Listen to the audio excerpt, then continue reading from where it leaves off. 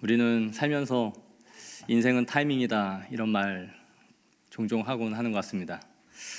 흔히 또 사랑은 타이밍이다 이런 말도 하는 것 같아요. 이 타이밍을 맞추는 것은 어떤 인연이 또 맺어지기도 하고 안 되기도 하는 중요한 요소 가운데 하나인 것 같습니다. 예전에 활동하다가 요즘은 좀 안 하는 것 같은데 그 김씨라는 가수가 있었습니다. 뜨거운 감자라는 이 이름으로 활동을 했는데 CM송도 부르곤 했죠. 수염 기르고 낙천적으로 보이는 그런 가수였습니다. 근데 TV에서 보면 이 가수가 뭔가 좀 항상 의욕이 없어 보이고 뭘 하려는 의지가 없는 그런 캐릭터였던 것 같아요. 저런 의지를 갖고 어떻게 결혼했을까 또 이런 생각이 들었는데 어느 날 이 TV에 나와서 결혼했던 이야기를 했던 기억이 납니다. 자기가 가수로 뜨지 못했을 때 아내랑 결혼을 했는데 아내가 출근을 하면서 항상 이 10,000원인가 얼마씩을 주고 갔대요. 그걸 수년을 그렇게 용돈을 받으면서 자기가 지내왔다라는 얘기를 했습니다. 어떻게 만났느냐 했더니 얘기가 참 재밌습니다. 자기가 바에서 알바를 했는데 지금 그 아내가 항상 그 바를 찾아왔더라는 거예요. 그래서 며칠을 하루도 안 쉬고 이렇게 오는데 혼자 와서 그렇게 술을 먹더라는 거죠. 매일번 그렇게 혼자 술을 먹으니까 가서 어느 날은 물었대요. 도대체 무슨 일로 그렇게 혼자 와서 매일 술을 드시냐고 그랬더니 이 얘기 저 얘기 하다가 헤어진 남자친구 얘기를 하더라는 거예요. 그래서 매일 그 이후로 이제 오면서 이 말상대를 해줬는데 그 얘기를 듣다 보니까 전 남자친구가 하도 한 행동이 못돼서 같이 욕을 하면서 같이 뭐라고 하다가 같이 사귀게 됐다라는 거죠. 안타깝게도 이 사람과는 몇 년 전 기사를 보니까 또 헤어졌더라고요. 무슨 조화인지 모르지만 근데 우리 주변에 보면 이런 경우들 종종 볼 수 있는 것 같아요. 살다 보면 이 사람 만나서 잘 지내면 좋겠다 이런 생각이 들어서 소개를 뭐 잘하진 않지만 어쩌다 한번 하면 그게 또 좀 잘 안 돼요. 왜 안 됐냐 그러면 회사 일이 너무 바빴고 또 가정에 갑자기 일이 생겨서 사람이 마음에 안 들었던 건 아닌데 이렇게 저렇게 하다 보니까 연락해야지 하다가 연락 못하게 되고 타이밍을 놓쳐서 또 이제 와서 연락하기도 좀 그렇고 그래서 못하게 됐다 이런 말을 하더라고요. 결혼해서 사시는 거 보면 뭐 돈을 좀 잘 벌 때 만나서 결혼하시는 경우도 혹 있겠지만 자신의 인생에서 최절정에 있을 때 사람을 만나는 게 아니라 좀 못할 때 근데 그 타이밍이 잘 맞아서 결혼하는 경우들이 많은 것 같아요. 그때에 그 사람을 만났기 때문에 이렇게 이루어졌다라고 말하는 거죠. 여기 앉아 계신 분들 중에 내가 그때 그 타이밍만 피했어도 지금 그 사람을 안 만나는 건데 이런 생각 하시는 건 아니죠. 5월 가정의 달에 그런 생각 하시면 안 됩니다.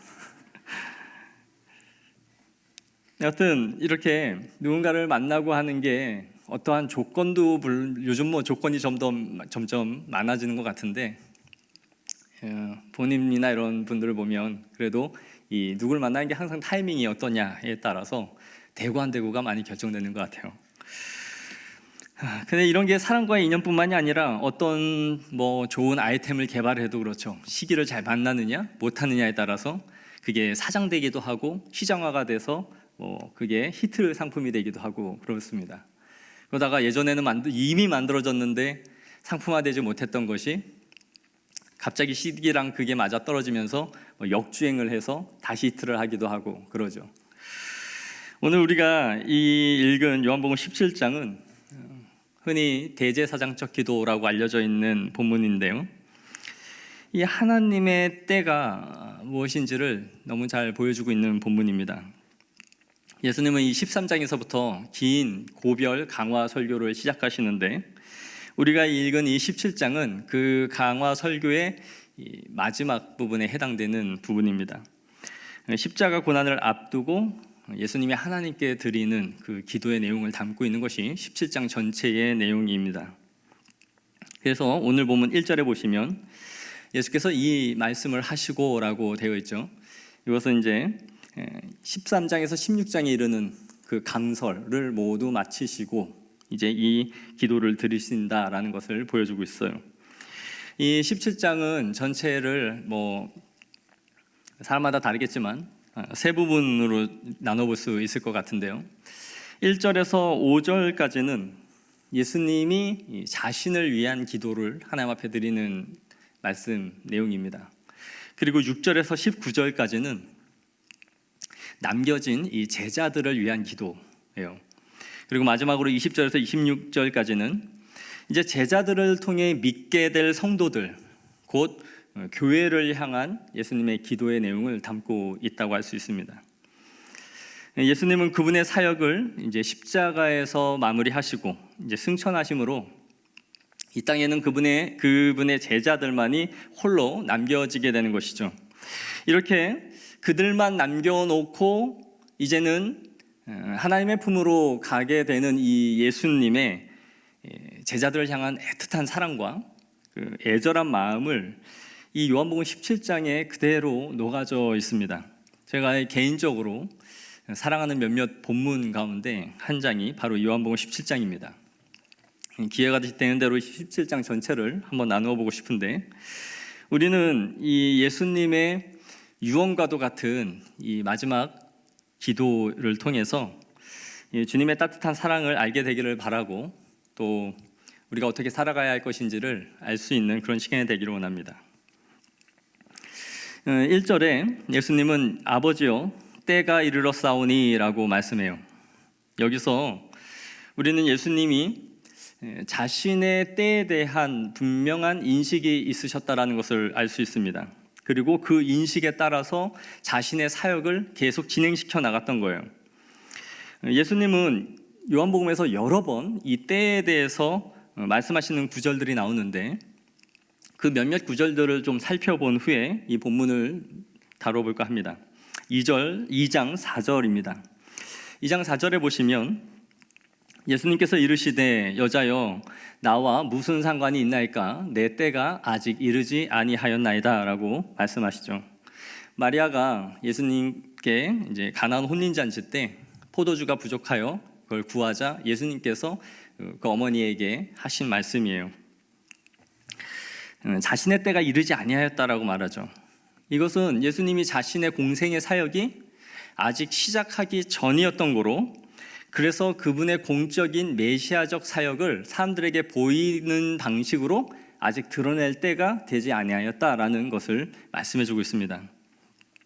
다음으로 요한복음 7장 6절입니다. 예수께서 이르시되 내 때는 아직 이르지 아니하였거니와 너희 때는 늘 준비되어 있느니라. 여기서 예수님의 형제들이 이 초막절에 예루살렘으로 갈 것을 종용하면서 일을 하시려거든 이제 숨어서 하지 말고 대놓고 하세요 라고 예수님께 요구할 때에 예수님이 그 형제들에게 대답하신 말씀이에요. 너희는 명절을 지키러 예루살렘으로 올라가서 절기를 지켜라. 그러나 나는 아버지가 원하시는 그 궁극적인 때가 아직 이르지 아니하였다는 것을 보여주고 계신 것이죠. 예수님의 형제들은 예수님이 정말 메시아라면 그 메시아로서의 행보를 지금 당장 보이기를 원했지만, 예수님은 자신의 죽음의 때가 언제인지를 생각하고 계셨고 그 시점이 아직 이때는 아니다라고 생각하셨던 것처럼 보여져요. 그리고 요한복음 7장 30절을 보시면 그들이 예수를 잡고자 하나 손을 대는 자가 없으니 이는 그의 때가 아직 이르지 아니하였습니다. 또 이어서 8장 20절입니다.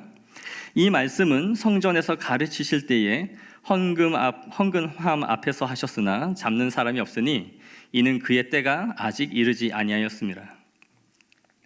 예수님의 가르침에 반감을 품은 이 당국자들 또 종교 지도자들이 예수님을 잡고자 시도를 하였지만 그렇게 할 수 없었던 근본적인 이유가 무엇이냐 할 때, 성부 하나님께서 예수님의 지상 사역이 완성될 때까지는 예수님이 잡히거나 하는 방식으로 조기에 끝나버리는 일이 없도록 하나님께서 그것을 허용하지 않으셨다라는 것을 지금 말씀해주고 있는 것이죠.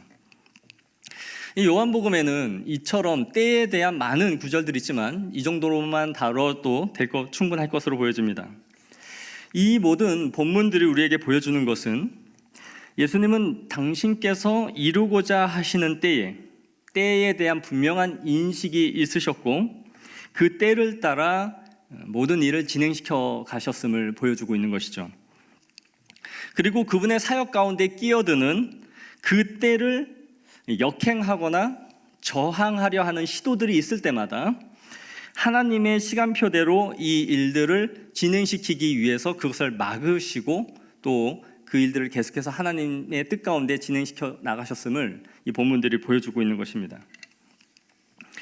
예수님의 성육신, 이 땅에 오신 그 자체도 하나님의 작정하신 때와 깊은 연관이 있음을 보여줍니다. 갈라디아서 4장 4절을 보시면 때가 차매 하나님이 그 아들을 보내사 여자에게서 나게 하시고 라고 말씀하시죠.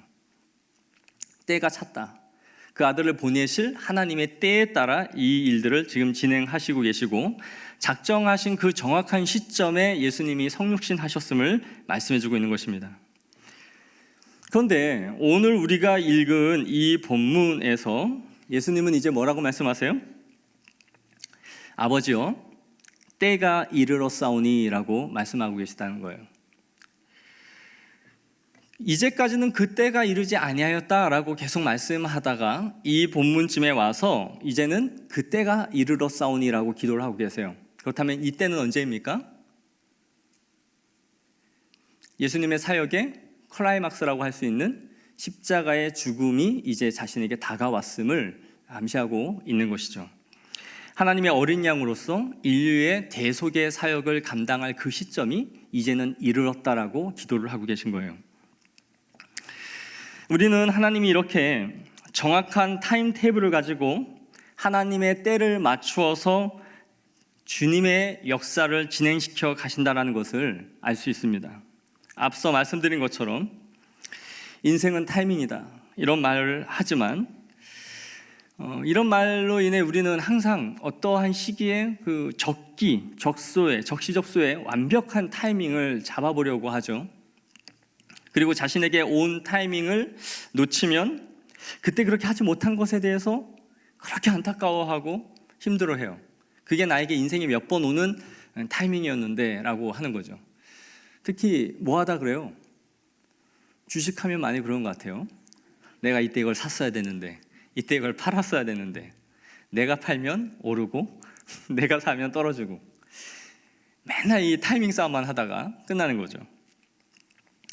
그러나 우리는 이 완벽한 타이밍을 잡을 수 없는 존재들이라는 거예요. 우리는 결코 이 시간의 타이밍 싸움을 맞춰 살 수 없습니다. 시간과 공간을 우리는 지배할 수 없고 단지 그 주어진 시간 안에서만 살아갈 존재들이에요. 그 안에서만 걸어가는 존재들인 것이죠. 시간을 통제하거나 시간을 다스리고 주관하시는 분은 오직 하나님밖에 없습니다. 하나님은 이스라엘 백성들의 승리를 위해서 태양을 멈추게 하심으로 물리적인 시간도 그분의 주권에 따라 멈추게 하실 수 있는 유일한 분이심을 성경에서 보여주셨어요. 나의 때에 그 시간을 위해 그 목적을 위해서라면 이 물리적인 시간도 태양도 자전을 멈추게 하실 수 있는 힘이 있는 분이심을 분명히 보여주심으로써 시간의 주관자가 바로 하나님이심을 우리에게 명확히 가르쳐주고 있는 것이죠. 그래서 오직 시간을 주장하시고 이끄시는 분은 하나님 한 분 외에는 없습니다. 그분은 진정한 시간의 주관자이시며 타이밍의 귀재예요. 그리고 그 때와 시기는 불변하는 하나님의 계획에 따라서 정확하게 이루어져 가고 있다는 것이죠. 단지 우리가 답답한 것은 하나님은 그때를 알지만 우리는 그때를 알지 못하고 있기 때문이다라는 것 때문에 우리 인생은 계속 답답한 거예요. 그리하여 우리는 시편 기자와 같이 이렇게 탄식하게 됩니다. 시편 13편에 여호와여 어느 때까지니까 나를 영원히 잊으시나이까? 주의 얼굴을 나에게서 어느 때까지 숨기시겠나이까? 나의 영혼이 번민하고 종일토록 마음에 근심하기를 어느 때까지 하오며 내 원수가 나를 치며 자랑하기를 어느 때까지 하리이까? 시인은 이제 이쯤 됐으면 하나님의 얼굴을 드러내실 만하고 그분의 능력을, 그분의 살아계심을, 그분의 존재를 우리 인생 가운데 좀 보여주실 만도 한데 왜 이렇게 더디게 드러내지 않는지에 대해서 아주 깊이 탄식해요. 이로 인해서 나의 영혼이 번민하고 금신 속에 있지만 그분은 아무것도 하지 않는 그런 하나님, 역사하지 않는 하나님처럼 느끼면서 그때가 언제인지에 대해서 지금 탄식하고 있는 것이죠. 그런데 우리의 신앙생활이라는 것을 보면 하나님의 때와 이 자신의 때 사이에 항상 이 팽팽한 줄다리기를 하고 있는 것이 아닌가 하는 생각을 하게 돼요. 특히 기도도 그래요. 기도라는 것도 생각해 보면 끊임없이 우리의 편에서 나의 때에 맞추어서 이루고자 하는 이 야곱과 같은 자신의 성향과 하나님의 때를 기다리게 하시고자 하시는 하나님의 의지 사이에 팽팽한 줄다리기가 이 기도에서는 항상 나와요. 그것이 시편에서는 더 많이 나오고요. 솔직하게 우리의 기도와 우리의 신앙생활이라는 것이 항상 여기 안에 들어와 있는 것 같아요. 하나님의 때와 나의 때 사이에 계속 줄다리기를 하죠.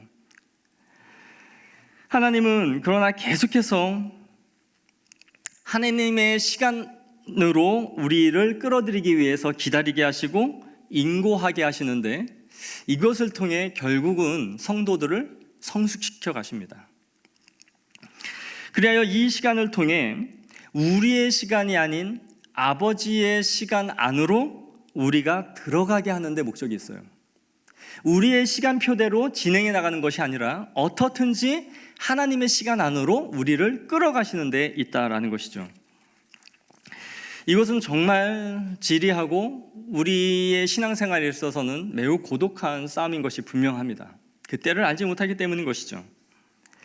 하지만 이 타이밍을 하나님의 시간 속으로 맞춰가는 그 훈련을 통해서 우리는 계속해서 성숙되어져 간다는 것을 보게 돼요. 모세를 한번 보겠습니다. 모세는 나이 40에 이스라엘을 위해서 무엇을 해야겠다라는 생각을 했어요. 자신들은 왕좌에 앉아서 편안한 삶을 살고 있지만 이스라엘 백성들이 노역을 하는 모습을 보면서 무언가 그는 느꼈어요. 분명히 이 안타까운 마음 속에 소명의식을 가졌던 것이 분명합니다. 그리고 이스라엘과 애굽인 사이에 끼어들어서 그 넘치는 패기와 열정으로 애굽인을 쳐서 죽이기까지 했습니다. 자신의 평안한 생활에 만족하지 않았고 이스라엘을 위해서 이제는 내가 내 민족을 위해서 무언가를 해야 되겠다라는 생각을 했던 것이죠. 그리고 이스라엘 사람들끼리 싸움을 하고 있을 때에 중재를 하기 위해서 달려가죠. 그러나 그가 들었던 말은 무엇이에요? 너가 애굽인도 죽이고 이제 나도 죽이려 하느냐라는 말이었죠. 여기서 모세는 아마 현타를 경험했을 거예요. 내가 생각하고 있는 내가 저들에게 받아들여지지 않고 있다는 것을 알았던 것이죠. 내가 저들 앞에서 이러한 존재가 아니구나라는 것을 알았던 거예요.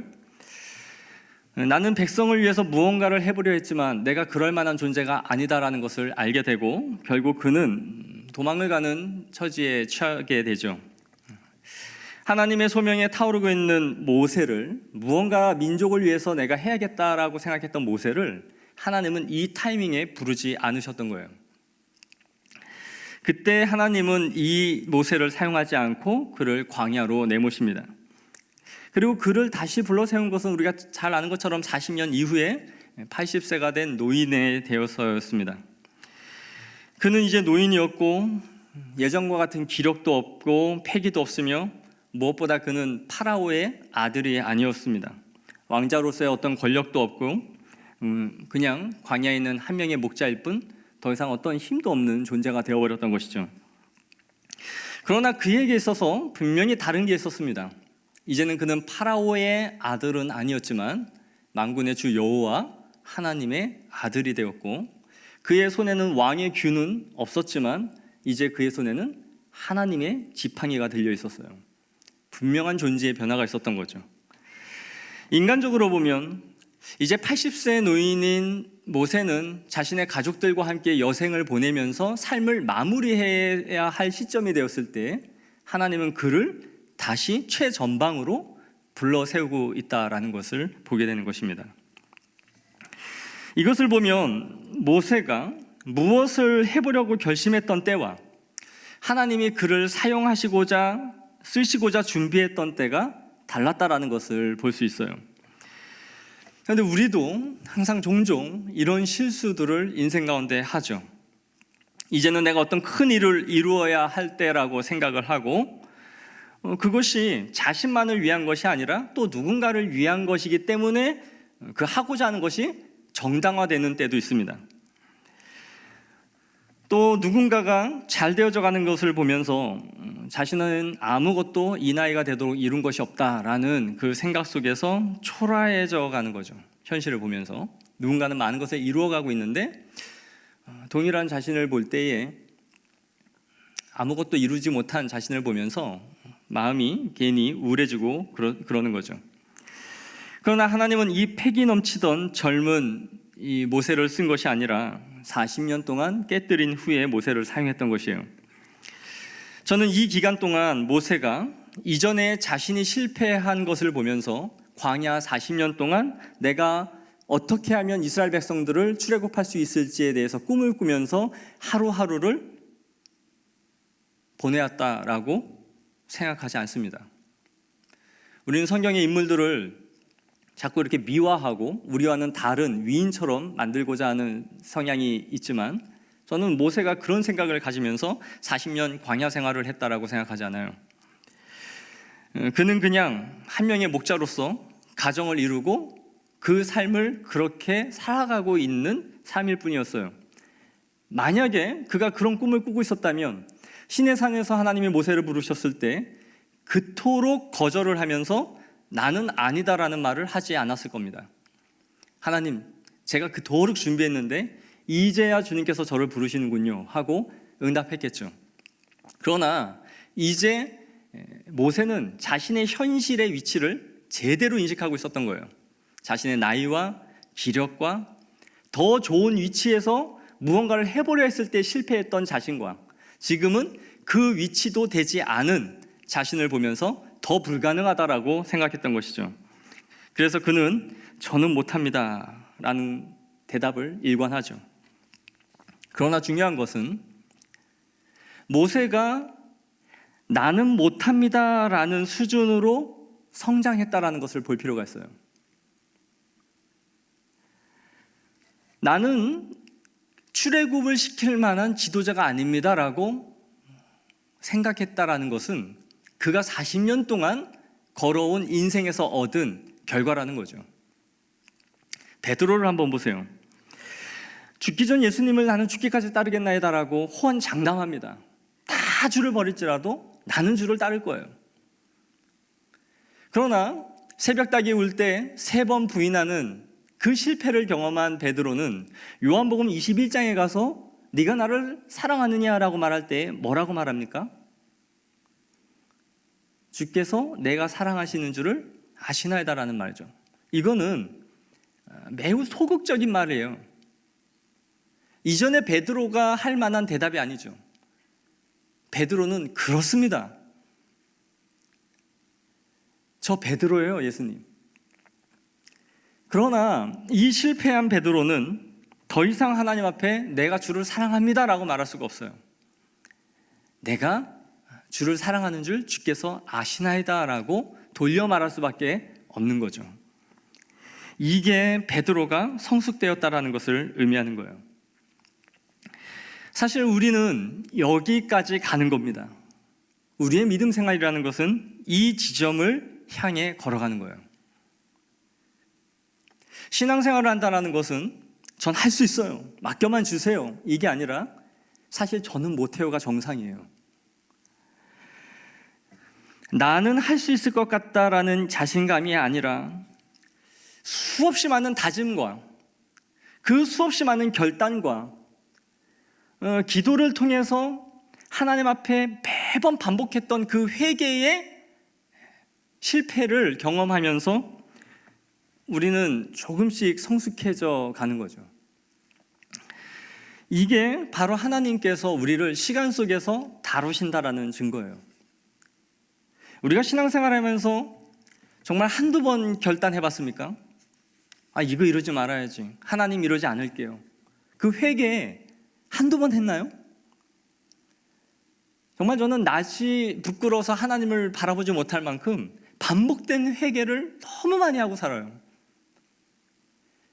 그런데 결국 그것을 통해 우리가 나오는 고백은 뭐냐면 하나님 나는 못해요. 하나님 나는 못해요. 주님 아니면 나는 못해요. 나 실패하는 거 봤잖아요. 나 거짓말 수도 없이 하는 거 봤잖아요. 그 결단과 그 헌신에 수없이 많은 말들을 하나님 앞에 했지만 그렇지 못하는 것을 보면서 나는 못해요라고 가게 되는 것이 우리의 믿음입니다. 내가 호언장담하고 할 수 있다라고 말하는 것은 실패하기 이전의 모세나 베드로일 때 가능해요. 그러나 실패는 결국 우리를 못한다로 가는 거죠. 그래서 하나님의 소명을 받을 때에는 반드시 성도들에게는 거룩한 후퇴와 자기 부인이라는 것을 동반하게 됩니다. 거룩한 후퇴, 자기 부인. 이제 내 때가 드디어 이르렀구나 하는 이러한 마음이 들어설 자리가 없어요. 아무리 생각해도 이제는 내 때구나라는 것이 들어설 자리가 없다라는 거예요. 그런 의미에서 우리 이번 주 또 임직투표 하지 않습니까? 여기 임하는 모든 그 분들의 마음속에 거룩한 후퇴와 자기 부인이 있다면 시험의 자리에 들어갈 자리가 없어요. 내가 마땅히 이제는 쓰임받을 만한데 라는 생각이 있다면 분명히 우리는 어려움을 겪겠죠. 그러나 우리의 성숙함이 모세나 베드로와 같은 거듭된 실패를 통해 나는 아직 아닙니다, 이것이 우리의 심령 깊은 곳에서 우러나오고 있다면 우리는 자기를 부인하게 되는 것이에요. 그 안에서 우리는 성숙해가는 줄 믿습니다.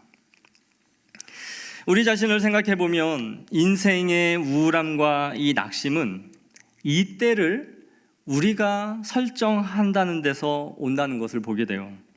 이 시기는 졸업을 해야 되고, 이때는 취업을 해야 되고, 이때는 결혼을 해야 되고, 이쯤 되면 집을 사야 되고, 이쯤 되면 딸 자식은 결혼해야 되고, 이쯤 되면 내 팔에 손주 손녀 정도는 안고 있어야 되고, 이러한 때를, 인생의 타임테이블을 자신이 다 짜놓고 그것이 하나하나 마킹되고 지어져 가는 것을 통해서 자신의 성공 여부를 스스로가 묻고 있다는 거죠. 그래서 그만큼 체킹되고 다 됐으면 또 유유자적해지고, 그것이 완성되지 않은 것 같으면 상대적 비교 속에서 자신의 인생이 실패했다라고 우울해지는 것입니다. 사실 그러나 이런 모든 것들이 세상이 우리에게 가르쳐준 것들입니다. 성경에서 우리에게 가르쳐준 것이 아니라 세상이 우리에게 습득시킨 거예요. 성경이 물론 우리에게 무계획으로 사는 것이 하나님의 뜻이다라고, 그것이 우리의 삶이다라고 가르쳐준 것은 아니지만 계획과 목표라는 미명하에 우리가 인생의 주도권을 가지고 살아가야 한다라는 것을 우리에게 주입시킨 거예요. 인생의 목표, 계획적인 삶, 그 안에 인생의 주도권은 바로 당신에게 있다라는 것을 우리에게 가르친 것이죠. 그리고 거기에 속고 있는 거예요. 그래서 이것이 성취되면 우울해지고 낙심하고 다른 사람들과 비교하고 스스로를 괴롭게 만드는 것이죠. 그런데 저는요, 이 믿음이라는 것은, 믿음의 삶이라는 것은 우리가 어떤 하나의 목표를 세우고 그것을 향해 줄기차게 걸어가는 삶에 있다기보다 자신의 목표를 해체시키고 수정하고 포기하는 데 있다고 생각을 해요. 믿음은 하나의 목표를 세우고 저돌적으로 그것을 향해 달려가는 삶보다 우리 스스로가 세운 그 목표와 계획을 수정하고 포기하고 해체시키는데 우리의 믿음 생활이 있다. 우리는 저마다 자신의 인생의 목표가 있습니다. 그러나 그리스도인들은 언제나 하나님의 시간 안에서라는 관점에서 그 목표가 수정되고 바꿀 수 있는 준비가 된 사람들이어야 돼요. 그런데 이러한 용기가 도대체 어디서 나옵니까? 내가 세운 계획의 차질을 빚으면서까지 그것을 수정할 수 있는 용기가 어디서 나와요? 그것은 하나님은 성실히 그분의 뜻대로 적기에 모든 것을 이루실 것임을 믿는 믿음 안에서만 이것이 나와요. 하나님을 향한 신뢰가 없이는 인생의 궤도를 절대로 인간은 수정할 수 없어요. 내가 계획한 것은 해야 되는 거예요. 왜요? 불안하니까요. 불안할수록 달려가는 거예요. 계속 그 목표를 향해. 그러나 믿음으로 산다는 것은 자신이 세운 인생의 계획을 계속 수정할 준비를 하고 살아가는 거예요. 그것이 하나님의 시간 안에 아니라면 바꿀 준비를 하고 살아가는 것이죠. 자신이 세운 계획을 바꾼다는 것은 두려움이 없고 불안이 없는 것이 아닙니다. 우리는 다 불안하고 다 두려움을 갖고 살아가요. 그러나 그 불안과 그 두려움을 넘어서 궤도를 수정할 수 있는 것은 하나님이 가장 적기에 모든 것을 예비하고 계시다라는 그 신뢰가 있을 때만이 그것이 가능한 것입니다. 인생의 불안은 언제나 존재해요. 예수님은 아버지의 때를 아셨지만 우리는 하나님의 때를 알 수 없기 때문인 것이죠. 이것이 피조물의 한계입니다. 그러나 이 한계를, 이 시간을 알 수 없다라는 이 피조물의 한계를 빨리 깨닫는 것이 성숙이에요. 성숙하지 못할수록 계속해서 우리가 그 아버지의 때를 주관하려 하는 것이죠. 그래서 우리가 하나님께 시간을 맡겨드려야 하는 이유는 우리의 유한함을 인정하기 때문에 그럴 수밖에 없는 것이죠. 그러므로 인생을 모른다고 답답해하기 때문에 내 스스로가 그 인생을 살아가는 것보다 하나님께 그 시간을 드릴 수 있는 삶이 되기를 원합니다. 시간을 드린다라는 것은 주도권을 드린다는 거예요. 우리의 시간 안으로 하나님을 우리의 인생 가운데 우리의 시간 속으로 끌어들이는 인생이 아니라 하나님 아버지의 시간 안으로 우리가 들어가는 인생을 살기를 원합니다. 다음으로 우리가 이 본문에서 생각해 보고 싶은 것은 영광이라는 거예요. 예수님은 이제 그때가 이르렀다라는 것을 말씀하시면서 아들을 영화롭게 하사 아버지를 영화롭게 하게 하옵소서라고 구합니다. 4절에도 보시면 아버지를 이 세상에서 영화롭게 하였사오니 아버지여 창세전에 내가 아버지와 함께 가졌던 영화로서 지금도 아버지와 함께 나를 영화롭게 하옵소서라고 구해요. 1절에서 5절 사이에만 이 영광이라는 단어를 이런 식으로 5번이나 사용하는 것을 볼 수 있습니다. 이 내용의 골자는 예수님 자신을 영화롭게 해달라는 간구예요.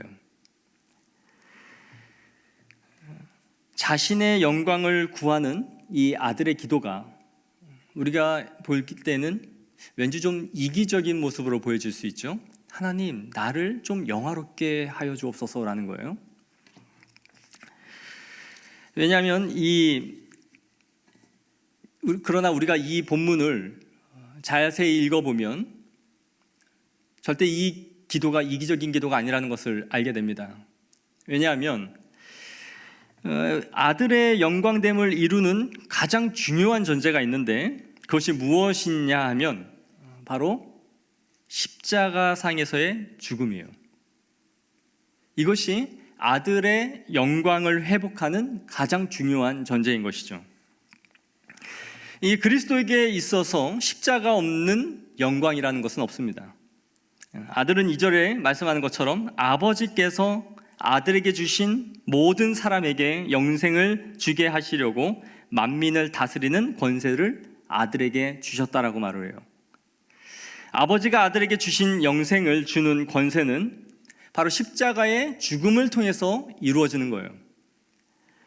그리고 아들이 이 모든 것을 이루시고 승천하셔서 아버지와 창세전에 가졌던 그 영화로서 아버지와 함께 이제 영화롭게 되어지기를 구하고 있는 것이죠. 우리는 이 본문에서 예수님의 선제하심을 볼 수 있습니다. 예수님은 성육신을 통해 존재하게 되신 분이 아니라 이미 하나님과 함께 계셨고 하나님과 창조 사역을 함께 하셨고 그 안에서 영광을 누리시면서 하나님의 본체로서 계셨던 분이에요. 그러나 이 땅에 오심으로 인성을 취하시고 성육신 하심으로써 우리 가운데 이 땅 가운데 오신 것이죠. 이것은 그분의 낮아지심의 결과였습니다. 그러나 이제 이 사역을 마치시고 다시 보좌 우편에 앉으심을 통해서 만세전에 이 땅에 오시기 전 만세전에 아버지와 누리셨던 그 영광을 이제는 나에게 회복시켜 주시옵소서라는 것이죠. 즉 이제는 나의 모든 사역이 죽음을 통해 완성되고 끝이 나고 이제 아버지 품으로 갈 것이오니 이제 아버지와 함께 누렸던 그 영화가 다시 나에게 회복되기를 바라나이다라는 것을 지금 기도를 하고 계신 거예요. 지난주에 이 양육을 1대1 양육 빌드업을 마쳤는데 한 권사님이 이런 고백을 솔직하게 하세요. 자신이 수십 년 동안 신앙생활을 했는데 예수님의 선지하심에 대해서 처음 들으셨다라는 거예요. 그러면서 나는 너무 무지하게 신앙생활을 했다라고 솔직하게 고백하시는 게 너무 은혜가 됐어요. 하나님이 이 땅에 오시기 전에도 예수님이 존재하셨다는 것을 이건 처음 알았다는 거예요. 이 본문은 분명히 예수님이 만세전에 누리셨던 그 영광을 이제는 회복시켜 달라라는 아버지께 구하는 요청인 것이죠. 예수님은 이 오늘 본문을 통해 구하고 있는 핵심 가운데 하나인 이 영광은 아버지께 한 자신의 순종이 전제되어 있는 기도입니다. 아버지께 그분의 자녀들을 인도하기 위한 이 십자가의 성취를 통해 아버지가 영광을 받으시고 이제 자신을 영화롭게 해주시옵소서라는 것이죠. 그러므로 이 영광이라는 것은 반드시 죽음을 통해 이르는 자리예요. 예수님의 죽으심은 그분이 가시셨던 본래의 영광으로 들어가는 길이자 우리의 영화를 위해서 반드시 필요한 길이었던 것이죠. 즉 죽음을 통해 그분의 영광을 회복하실 뿐만 아니라 우리의 영광을 회복시키시는 자리였던 것이에요. 예수님의 영광은 죽기까지 자신을 부인하는 것이며 모든 것을 잃어버리는 것을 통해서 이루는 영광입니다. 예수님에게 있어서 영화롭게 되어지기를 바라는 것은 아버지의 때에 죽는 거예요. 아버지는 이 아들의 희생을 통해 영광을 받으십니다. 우리를 통해 실추되어 버린 아버지의 영광을 아들이 십자가상에서 죽으심을 통하여 그분의 영광을 다시 회복시키시는 것이죠. 우리로 인해 하나님이 가지신 그 진노가 예수 그리스도의 죽으심을 통해 마음을 풀어드리는 거예요. 이 죽으심을 통해 하나님은 영광을 받으시는 것이죠.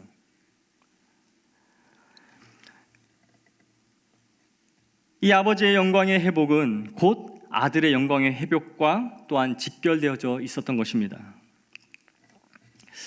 우리는 모두 다 하나님의 영광을 위해서 살고 싶어요.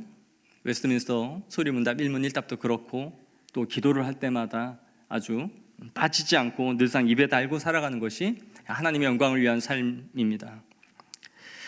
그러나 같은 하나님의 영광을 구하는 기도를 하고 있지만 사실 우리 예수님의 기도와 비교해 볼 때 우리는 그 영광의 전제도 다르고 추구하는 의미도 다르다라는 생각을 하게 돼요. 우리는 영광이라고 하면 많은 사람들의 박수갈채와 그에 따른 보상과 안락한 삶을 머릿속에 그리죠. 우리가 바라는 영광은 더 얻는 것이요, 더 높아지는 것이요, 더 갖는 것이며 또 세상에 더 드러나는 것이고 더 누리는 것입니다. 즉 우리의 영광은 십자가 없는 자기의 영광입니다. 죽음이 없는 영광이죠. 그러나 예수님이 지금 말씀하시는 영광은 자기가 죽는 것이요, 자신이 해체되는 것이며 자기의 모든 것을 내어버리는 것이에요. 그분의 영광은 곧 죽음이에요.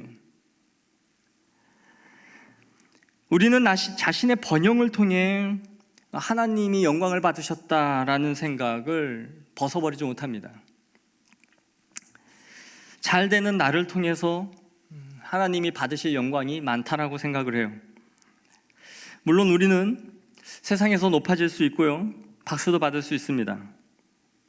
하지만 그 세상에서 높아짐과 박수 갈채라는 것은 그것이 주는 가장 바른 위치는, 세상에서 받는 영광과 박수 갈채와 높아짐에 우리에게 줄 수 있는 가장 바른 위치라는 것은 그것이 오직 하늘의 그림자로서, 하늘나라의 유비로서 있을 때만이 유익이 있어요. 그 영광됨을 통해 하늘에서 받는 상급과 면류관의 어떠함을 생각해보고 묵상하고, 그 박수갈채와 귀함을 통해 하늘나라의 그림자로서 유익을 누리는 것이 아니라면 그건 큰 의미가 없는 거예요. 누군가를 사랑하고 가정을 이루고 하는 것에 큰 의미의 기쁨은 그 자체가 아니라 하나님과 내가 아가서에서 누리는 그 사랑과 같이 나누는 것으로서의 그림자로서 있을 때예요. 우리가 자녀를 사랑하는 것이 죄가 되지 않고 그것이 하나님께 받아들여질 수 있는 이유는 그 자녀의 사랑함을 통해 아버지가 나를 얼마나 사랑하고 계신지를 유비할 수 있는 이 매개체로 쓰여질 때에 가장 바른 위치에 서 있는 거예요. 마찬가지로 우리는 세상에서 높아질 수 있고 또 박수도 받을 수 있지만 그것이 더 큰 하나님 나라의 그림자로서 서 있을 때라는 것을 잊어서는 안 됩니다. 기독교는 결코 세상을 등지는 종교가 아니에요. 이 말은 세상의 모든 영광을 다 버리고 모든 것은 다 헛될 뿐이라고 치부하며 살아가는 것이 우리의 신앙은 아니다라는 거예요. 그러나 우리가 그런 것들을 등지고 버리지는 않는다 할지라도 아버지께 드리는 영광이 항상 화려함이라는 것으로 드러나지는 않는다라는 것을 아는 데 있어요. 하나님이 우리를 이 땅에서 영광스럽게 하고 귀하게 우리를 높여주실 수는 있지만 모든 하나님의 영광이라는 것이 그 화려함 속에서만 드러나는 것이 아니다라는 것을 알아야 된다라는 거예요. 많은 사람들은 시상대에서 스포트라이트를 받으면서 하나님 아버지께 영광을 돌립니다라는 말을 함으로써 하나님께 영광을 돌리고 싶어 해요. 하지만 기억해야 할 것은 모든 사람들이 그러한 방식으로 하나님께 영광을 돌릴 수 있는 것은 아니다라는 거죠. 대부분의 사람들은 평범한 직장인으로 살아가고요, 어디 화려한 곳에서 박수 한번 받지 못하고 조용히 살아갑니다. 대부분의 사람들은 그냥 그렇게 평범한 회사원으로 살아가고 많은 사람들이 주목받지 못하는 삶을 살아가요. 때로는 그 평범함이라는 것도 미치지 못하는 경우가 있어요. 뭔가를 폄하하는 게 절대 아니지만 박수를 주실 수도 있고요, 재활용을 하는 일에 할 수도 있어요. 그렇게 하루하루 근근히 인생을 살아갈 수도 있다라는 것이죠. 그러나 하나님은 그런 인생 속에서도 영광을 받으실 수 있습니까? 아멘, 당연해요. 우리가 천하다, 비루하다라고 말하는 그 인생 속에서도 하나님은 기꺼이 그 존재를 통해 영광 받으세요.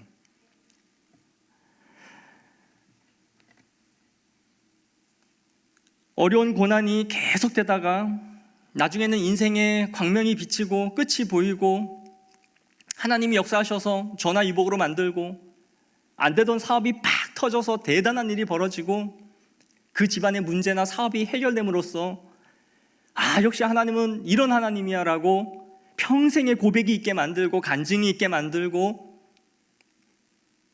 그러실 수 있죠. 하나님은 그런 분이십니다. 그러나 우리의 인생이 항상 나오미로 끝이 안 날 수 있다는 걸 기억해야 돼요. 내가 나오미처럼 아들을 안고 하나님을 찬양하는 해피엔딩이 안 될 수도 있다는 것을 생각해 봐야 된다는 거예요. 그걸 통해서만 하나님이 영광을 받으시는 것이 아니다라는 것이죠. 그러나 우리는 항상 하나님의 영광이라는 것은 이 해피엔딩이 돼야 되고 화려하고 박수갈채 높아짐으로 끝이 나야 되는 것으로 생각을 해요. 그러나 그것은 예수님을 처음에 따라 나섰던 제자들의 모습이에요.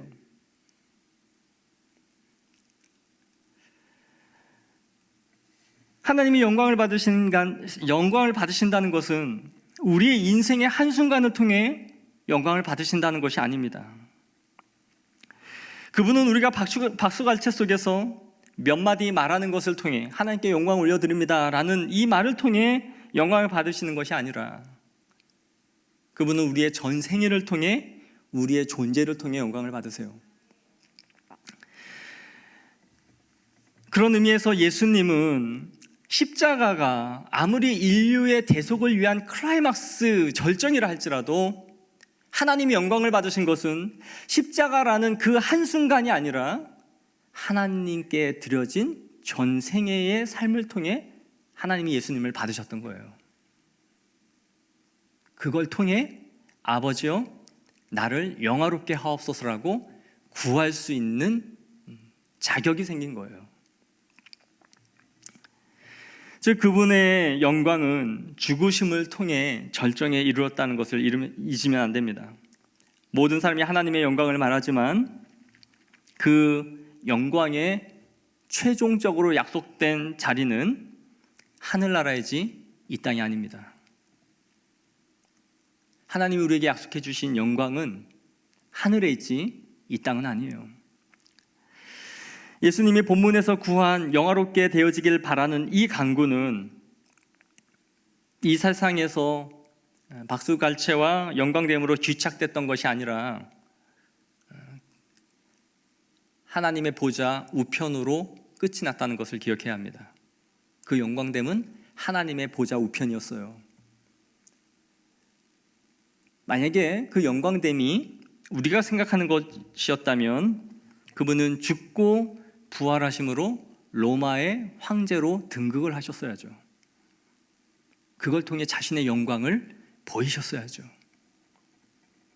그러나 예수님의 영광의 자리는 죽음과 그 죽음의 결과는 하나님의 보좌 우편으로 가는 것이었어요.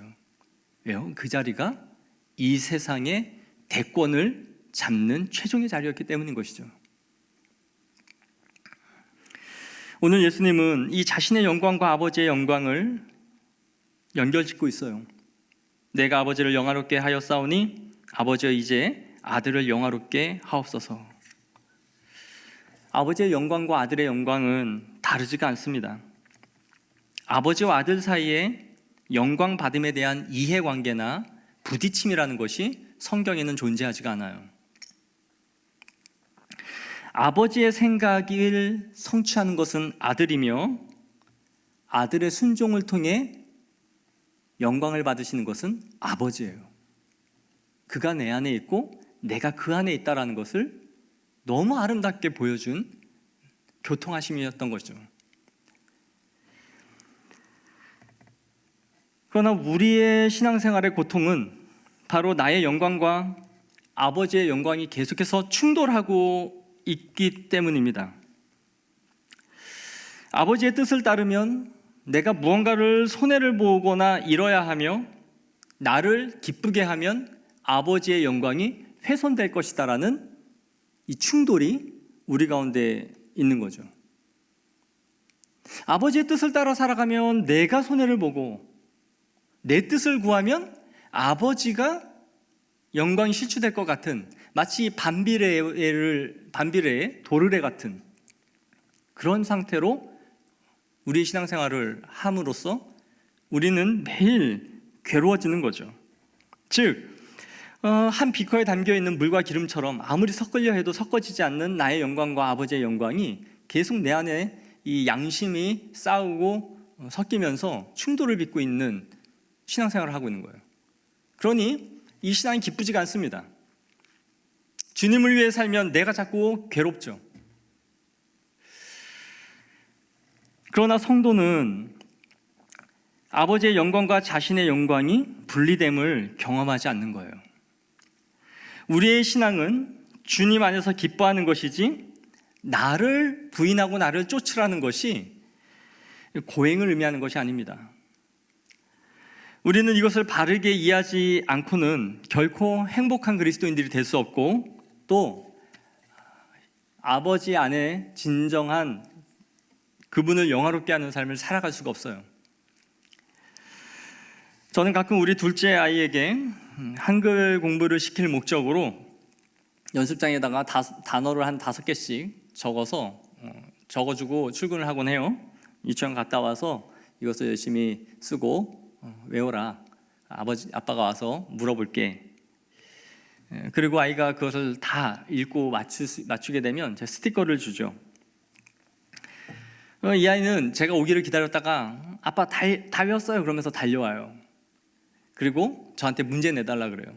그러면은 제가 글씨를 짚으면 아이가 읽죠. 그런데 이렇게 한글 연습을 하던 아이가 어느 날, 가정입니다, 한번 울고 있다고 해보세요. 문제를 다 맞추고 자기 방에 가서 엉엉 울어요. 그래서 제가 왜 울어? 예주야 왜 울어? 그랬더니 전 아빠가 내준 문제를 마치기는 했지만 하나도 기쁘지가 않아요. 왜? 그랬더니 그건 아빠를 기쁘게 하려고 한 거지 나는 원래 기쁘지 않는데 아빠 기쁘게 하려고 한 거예요 라고 대답해 본다고 해보세요. 제 기분이 어떨까요? 이해가 적절할지 모르지만 제가 아이에게 부여한 것은 이 아이를 위해서고, 또 아이도 그것을 통해 성취감을 줌으로써 무언가에 성장시키기 위한 하나의 방법이죠. 그런데 이 아이가 단순히 저를 만족시키기 위해서 그 일을 했다고 한다면 저는 절대 기쁠 리가 없을 거예요. 아버지가 영광을 받으신다는 것은 우리의 희생이나 우리의 고통을 전제하는 것이 아닙니다. 나의 짜냄이나 나의 애씀을 통해서 하나님이 영광을 받으시는 것이 아닙니다. 자녀들이 모질게 힘들게 살아가는 것을 보면서 아버지가 그럼에도 불구하고 나는 영광을 받아노라 하시는 분이 우리 아버지가 아니에요. 아버지는 우리가 기뻐하는 것을 통해서 함께 기뻐하시는 분이에요. 과연 예수님이 아버지의 영광을 위해서 원치도 않는 죽음을 억지로 죽어가셨을까요? 성육신 하기도 싫은 삶을 아버지가 하라니까 어쩔 수 없이 때가 참에 정말 개끌듯이 내려와서 이 지긋지긋한 인생들과 함께 몸을 부딪혀 살면서 괴롭게 살다가 십자가에서 죽은 것일까요? 겟세마네에서의 예수님의 울부짖음과 간구는 정말 죽기 싫은 그 죽음을 어쩔 수 없이 해야 하는 그 고통을 토로하는 자리가 겟세마네 기도였을까요?